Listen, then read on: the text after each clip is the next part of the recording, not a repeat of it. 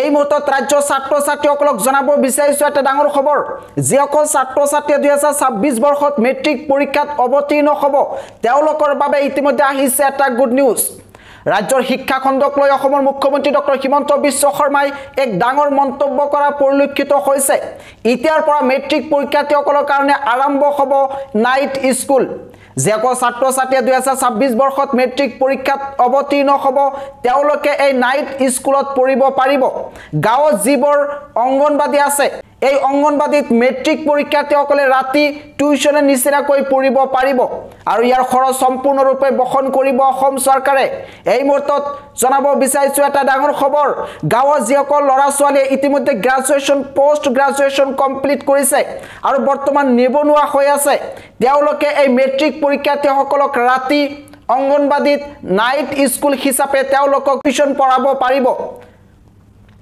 আৰু এই নিবনুৱা যুৱক যুৱতীসকলক ইয়াৰ পৰিৱৰ্তে তেওঁলোকক পাৰ ষ্টুডেণ্ট 300 কৈ প্ৰদান কৰিব অসম চৰকাৰে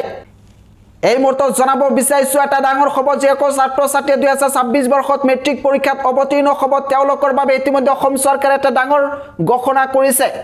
ইতিমধ্যে অসমৰ মুখ্যমন্ত্ৰী ডক্টৰ হিমন্ত বিশ্ব শৰ্মাই কৈছে যে যিসকল ছাত্ৰ ছাত্ৰীয়ে 2026 বৰ্ষত মেট্ৰিক পৰীক্ষাত অৱতীৰ্ণ হ'ব তেওঁলোকক টিউচন প্ৰভাইড কৰিব অসমৰ মুখ্যমন্ত্ৰী ডক্টৰ হিমন্ত বিশ্ব শৰ্মাই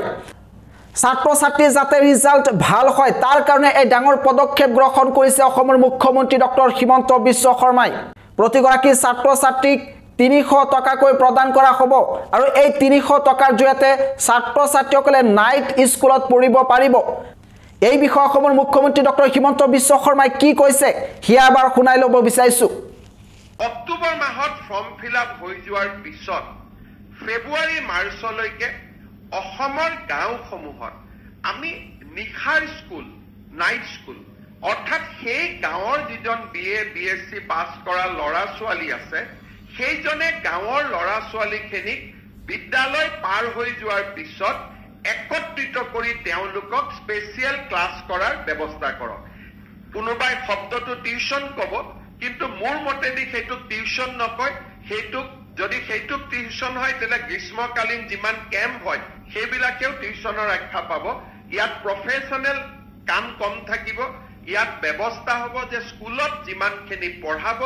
ধনী ল'ৰা ছোৱালীবিলাকে যদি মানুহৰ ঘৰত গৈ কাৰোবাৰ টিউচন মাষ্টৰ থাকে আমি গাঁৱৰ অংগনবাদী কেন্দ্ৰটো গাঁৱৰ স্কুলখনক ব্যৱহাৰ কৰিম যাতে গাঁৱৰ 4জন শিক্ষিত ল'ৰাই সেই গাঁৱৰ মেট্ৰিকৰ কেণ্ডিডেটবিলাকক স্পেচিয়েলি 5 মাহৰ কাৰণে পঢ়ুৱাব পাৰে আৰু তাৰ কাৰণে এইবাৰ আমি প্ৰতিজন মেট্ৰিকৰ কেণ্ডিডেটৰ বিপৰীতে 300 টকাকৈ বাজেট ৰাখিছো